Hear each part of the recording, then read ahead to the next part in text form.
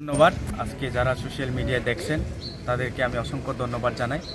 কারণ গতকাল একটা ঘটনা ঘটেছে, আমরা সবাই সোশ্যাল মিডিয়ার মাধ্যমে দেখেছি যে একটা পারিবারিক টাকা পয়সা নিয়ে যে তারা ঝগড়া জাতি হয়েছে, এটাকে ত্রিপুরা মথার নামে বদনাম করতে চেয়েছে। এবং আমরা দেখেছি এক্স এমএলএ শঙ্কর রায়, উনি বলেছেন দেবজিৎ ত্রিপুরার নেতৃত্বে নাকি এরকম ঘটনা হয়েছে।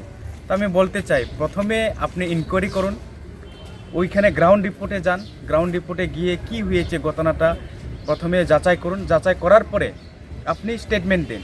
বিনা কোনো কারণে ওখানে না গিয়ে যদি উল্টাপুল্টা যদি করে, মানুষদেরকে যদি বিভ্রান্ত করে, তাহলে এটা ভবিষ্যতে খারাপ হবে বলে আমি মনে করি। এবং সমস্ত মানুষ যারা তারা দেখছে, এবং আমি বলতে চাই এটা কোনো পলিটিক্যাল না, তাদের পারিবারিক ঘটনা। এবং আমরা বলতে চাই শঙ্কর রায়ের আজকে পায়ের তলার মাটির নিচে আর জায়গা নেই। এই কারণে আজকে এই ঘটনাগুলি তার সাজানো ঘটনাগুলিকে উনি তুলে ধরে নেক্সট টিকিট পাবো কি না এটা নিশ্চিত করার জন্য মনে হয় এই কাজগুলি করছে। তো আমি যার কারণে বলতে চাই আপনাদেরকে, আপনাদের সোশ্যাল মাধ্যমে এরকম নোংরামি রাজনীতি না করলে ভালো হয়। কারণ আমরা চাই শান্তি, এবং এই ইলেকশনটা যাতে আমরা শান্তিভাবে আমরা করতে পারি। ইলেকশন আসবে যাবে, কিন্তু মানুষের মধ্যে এই রকম ক্ষোভ যাতে না থাকে আমরা চাই।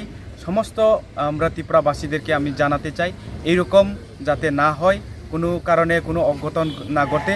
তাই আমি এটাই বলতে চাই আপনাদের মাধ্যমে যে বিভিন্ন ধরনের আমরা দেখেছি বিজেপির ক্যান্ডিডেট অভিজিৎ ত্রিপুরাও এমন কথাগুলি বলছে।